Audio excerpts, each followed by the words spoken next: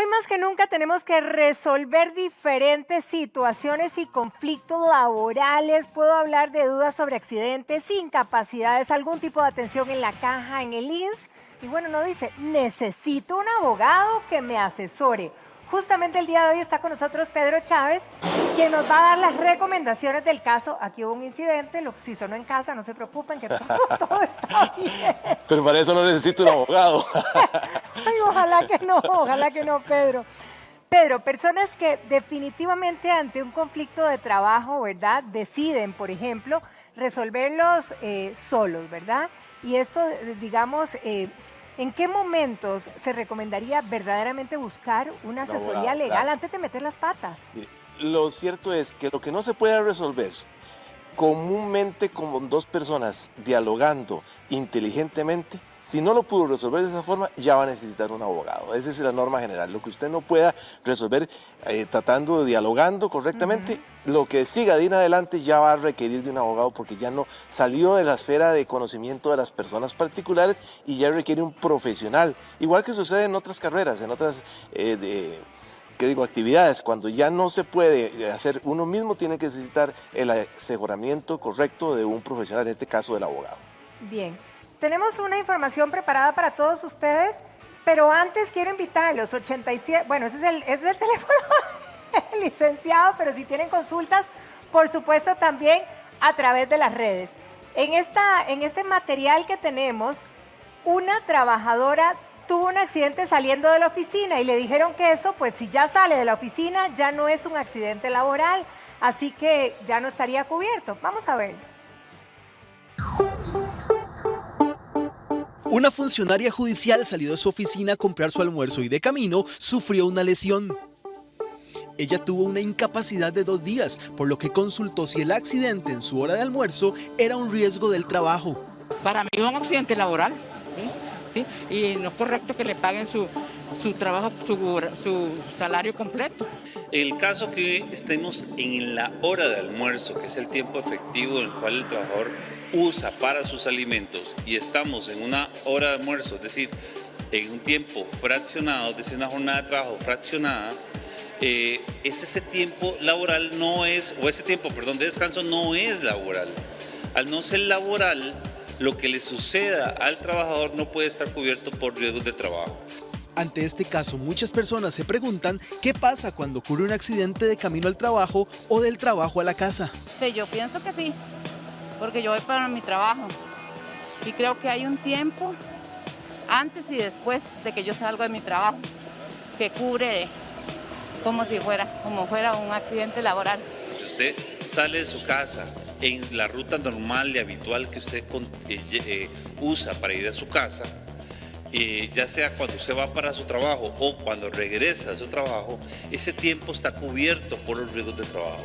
No porque el INSS lo diga, sino porque el artículo y la ley lo dice. Los invito a revisar precisamente el artículo 196, inciso A. En ese sentido está cubierto. Ahora, en el tema es cuando el trabajador, por A o por B, varía ese trayecto por cuestiones personales. Y ahí sí que esto, lo dice el código claramente, no está cubierto por riesgos de trabajo. ¿Y si el accidente se da en tiempo de descanso? No, jamás. No es un accidente laboral. ¿Por qué? ¿Por qué piensa eso? Ni porque andamos en la calle. El accidente laboral es si usted está dentro del trabajo, del lugar de trabajo. El tiempo de descanso superior a los 30 minutos y que llega a una hora no está pagado, no está contemplado. Pero es costumbre que muchas empresas den que 15 minutos, que 10 minutos para café, que el trabajador después de cada hora de trabajo tiene obligatoriamente que descansar 5 minutos porque así lo dispuso, no sé, la Comisión de Salud Ocupacional, por ejemplo. Ese tiempo sí está cubierto por riesgos de trabajo porque es tiempo efectivamente pagado. Como vemos, cada caso es distinto, por eso siempre es importante asesorarse por un experto. Bueno, ahí veíamos algunas de las situaciones. ¿Cuánto efectivamente no nos cubre? Como para tenerlo claro. A ver, no cubre cuando el trabajador está en actividades que no son propias o derivadas del trabajo. Hago la aclaración. si el trabajador después de que terminó el trabajo va a hacer una actividad o dentro de su hora de trabajo hace una actividad que no es propia del trabajo, sino lo está haciendo en forma... mandadillo, digamos. Exacto, que no está autorizado, ahí no le va a cubrir. Porque ¿qué estaba haciendo en horas laborales que debería estar en su trabajo y lo está en otro lugar y tiene un accidente? Y no es de la labor normal o es enviado por el patrono, porque es distinto. Un trabajador le puede decir, oye, mire, es obrero, vaya, haga este trabajo, porque dentro de las condiciones normales que tenemos hoy, donde ha existido una disminución de trabajadores y hay que reasignar labores a uno y compartirlas entre todos para poder cumplir, entonces está dentro de Jus Variandi, que se llama esa posibilidad, el patrón le puede decir, mire, haga tal cosa, pero si él sin el permiso lo hace, ahí no lo va a cubrir en lo más mínimo. Ok. Ahora, ¿qué pasa, por ejemplo, si una persona necesita efectivamente la asesoría, la ayuda de un abogado, pero no tiene los recursos, Pedro? ¿Qué hacemos? Hay varias alternativas que pueden existir para aplicación. Por ejemplo, están los consultorios jurídicos de la Universidad de Costa Rica, la cual atiende a personas que tienen escasos recursos. Algunas universidades privadas también están dando el servicio de consultorio jurídico, que le da una gran ayuda. Y están las defensorías, la Defensoría de los Habitantes. Hay algunas defensorías específicas que tienen para personas que no pueden cubrir los montos de un abogado, el cual el Estado le cubre esos gastos correspondientes. Entonces hay algunas alternativas que pueden servir. Claro, no puede ser masificado, no es para todo el mundo. Claro. Hay que discernir quién puede, quién no puede, y algunos servicios se saturan, no pueden cubrirlos todos.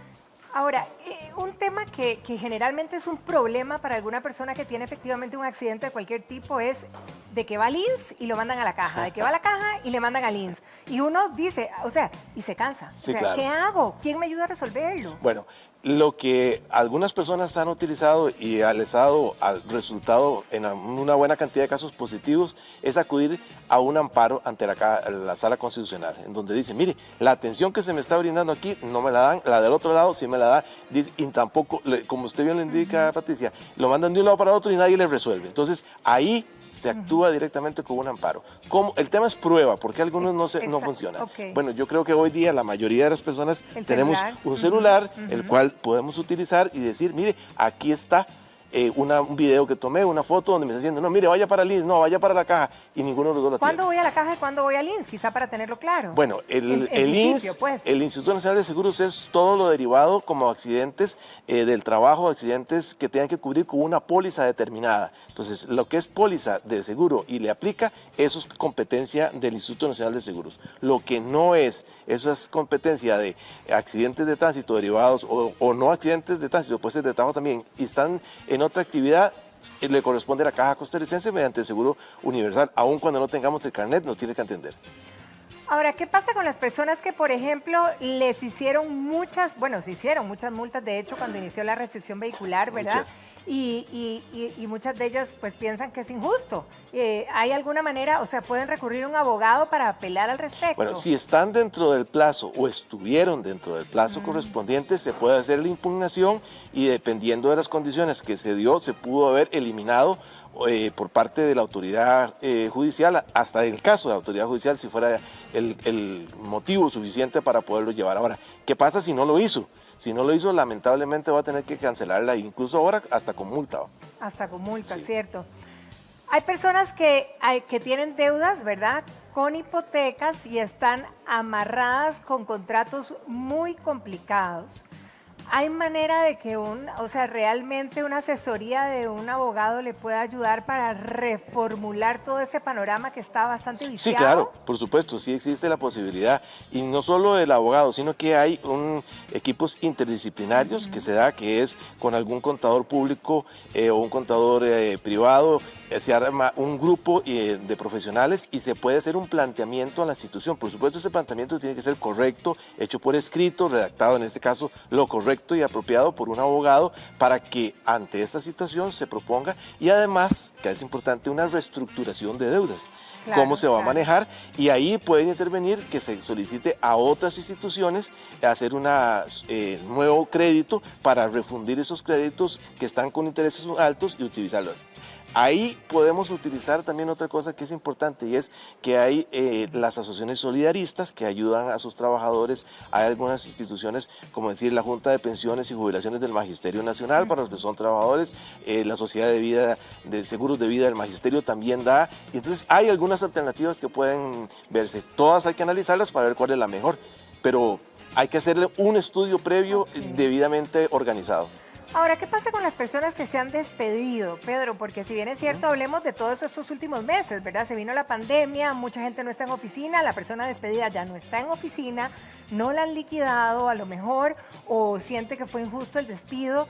Hay que verdaderamente pedir ayuda a un abogado, porque si la persona no lo está resolviéndolo él mismo. Pero yo le diría que en este caso, hacer temas de trabajadores puede comenzar con el Ministerio de Trabajo. Okay. ¿En qué debe comenzar? Bueno, para que le hagan el cálculo correspondiente, el Ministerio de Trabajo tiene un centro de conciliación y arbitraje, el cual puede iniciar el proceso, activarlo, para lograr de una forma con costos inferiores hacer un arreglo. Si ya no se pudo en esa parte, necesariamente va a tener que solicitar la asistencia de abogado. Esto, claro, quiero decirlo, hay que ponderar. Hay asuntos que por la complejidad requiere desde el inicio un correspondiente asesoramiento de abogado. Hay otros que son más fáciles, que pueden resolverse de esta forma, pero eso solo lo valora el profesional a cargo. Claro. Ahora, ¿qué pasa, por ejemplo, con la gente que dice, bueno, yo conseguí un abogado, sí, ¿verdad? Y que, digamos que puse mi ilusión y mi fe en que me ayudara a resolver, pero está o tardando mucho o me doy cuenta que la verdad que no estoy viendo nada, no estoy viendo la luz en este tema. ¿Qué hago? Bueno, hay varias cosas que tenemos que tener presentes. La primera de ellas es la mora judicial, que se llama el atraso judicial, que se conoce como mora judicial, es grande, y más bien en lugar de bajar, lastimosamente me parece que va a tender a subir. ¿Por qué? Por los recortes presupuestarios que están afectando a todos, incluido al Poder Judicial, claro. Y eso va a hacer que haya menos personas para poder resolver más conflictos, porque los conflictos están en aumento. Entonces, la mora judicial, el atraso, va a extenderse. Entonces, muchas veces los retrasos no son culpa del abogado. En esos casos, yo le diría, no queda más remedio que esperar, paciencia para poderlo resolver. Por eso siempre le decimos, trate de resolver los asuntos antes de ir a lo judicial. Busque medios alternativos, resolución alterna de conflictos. Si no se puede, pues vamos entonces a lo judicial. Ahí, evacuada esa parte, que no sea mora, puede existir que haya una mala praxis del abogado. Entonces, en ese caso, usted puede sustituir, habiéndole cancelado los honorarios, sustituir a ese abogado y nombrar otro. Ahora, Pedro, mucha gente, digamos, con estas reestructuraciones que bien comentabas ahora, ¿verdad? Y con la cantidad de menos empleados, hay mucha gente que está diciendo, a lo mejor yo estoy trabajando jornadas muy largas, ¿verdad? Que si me están pagando lo mismo, no lo mismo, ¿quién me puede dar una asesoría de forma gratuita, por lo menos para tener idea? Claro, existen algunos centros de apoyo, como por ejemplo los consultorios jurídicos de la Universidad de Costa Rica y de otras universidades privadas. Ahí está la Defensoría de los Habitantes y ellos le pueden dar apoyo, pero también existen otras situaciones que es importante. Mire, algunos centros de trabajo tienen motivadores. El motivador interno ayuda a resolver esos conflictos y muchas veces se logran resolver sin acudir a una ayuda profesional costosa para algunas personas. El día de hoy para evacuar un montón de dudas que teníamos en el tapete. Pedro, muchísimas gracias. Estamos a sus órdenes. Como siempre, feliz fin de semana. Igualmente, gracias. Bien, Ítalo Marenco, adelante.